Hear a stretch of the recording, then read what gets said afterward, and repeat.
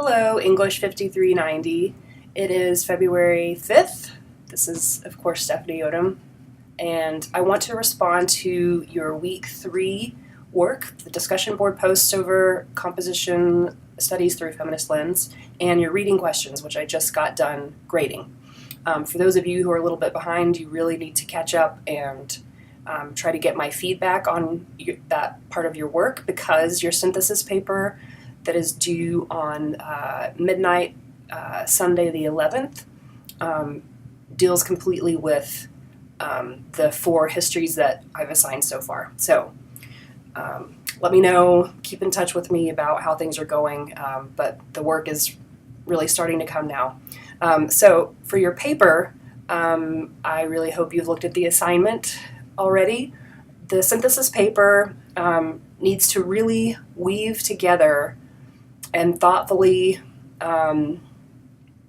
compare and contrast, I guess, the 4 versions of compositions history as told by Horner, Gold et al., Russell, and Stenberg.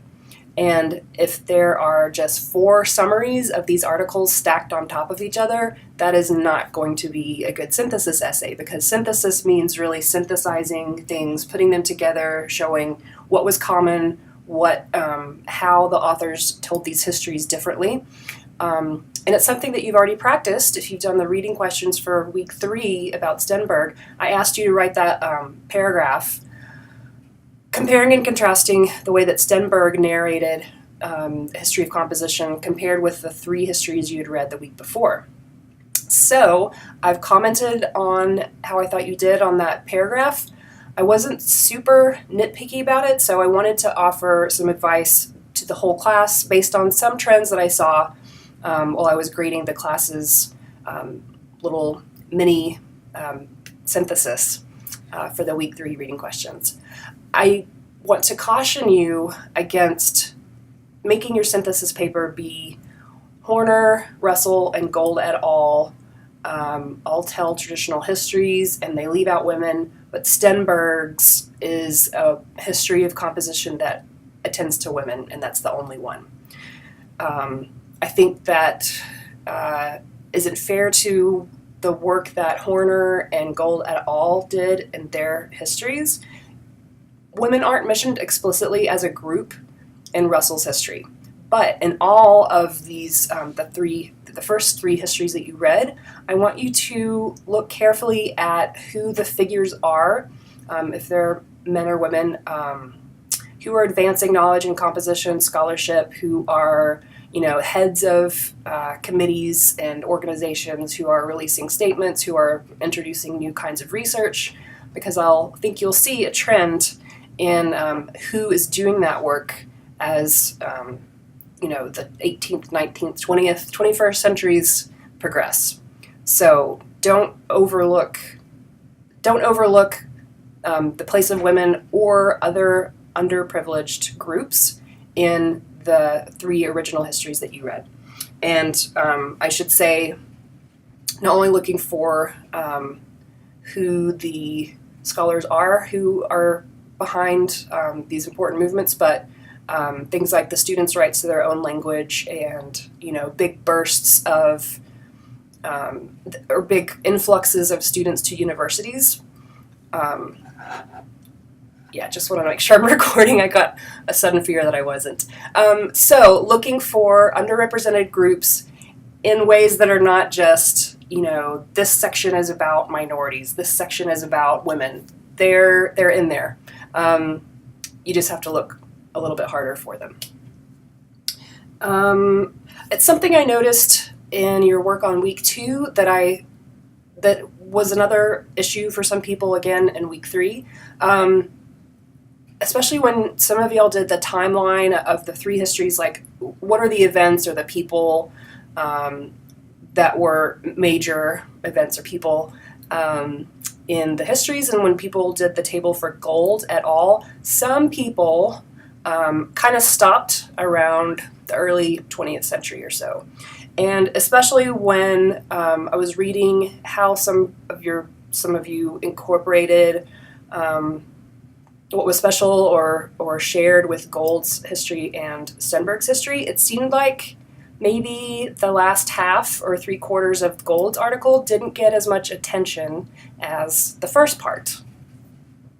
So you have time this week to reread what you have surely already read in Gold's article. And I know it's long, but I think it's pretty readable, and I'll be looking for, I'll be looking for the signs that you read the full extent of the Gold et al. Article, and especially how in the latter half of that article, which I think is a real strength, how they represent the incorporation of new groups into composition, teaching, and learning and research. Let's see. Those are the points I wanted to make. Again, just talking about the structure of the synthesis paper, I have how-to tips for you in the synthesis paper module. I have an example that needs adjusting in the ways that I mentioned on that note in the synthesis essay module. So I think a lot of you will be familiar with this type of writing. Just to reiterate, if you make it a series of summaries that have a sentence or two of compare and contrast interspersed in there, that's not going to work. This synthesis paper, the task that you're doing, the form that it's taking, it is a direct preparation for your bibliographic essay, which is the last major essay you write for the class. In that one, you're going to be synthesizing sources that you have found, and the middle 3 assignments in the class are helping you find those sources of a topic that you're interested in researching.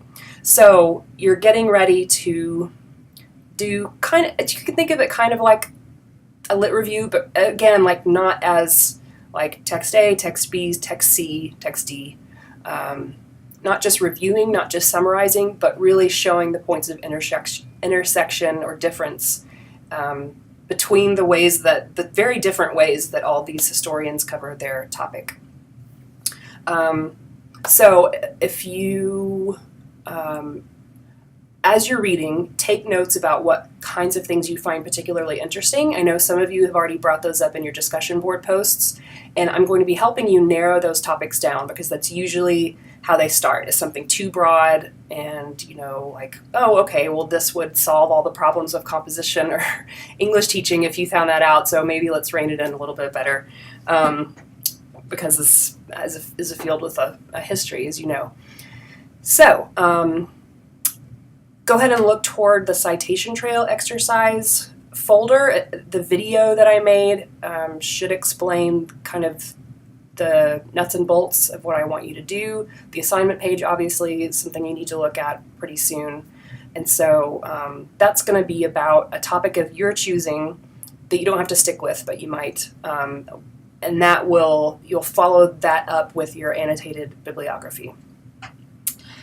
So, good luck reading this week's, the first half of the book for this week, which has been out longer, and I hope, well, maybe it hasn't, actually. I hope there aren't the problems getting a copy of this like there were with the Stenberg book. I'm sorry about that.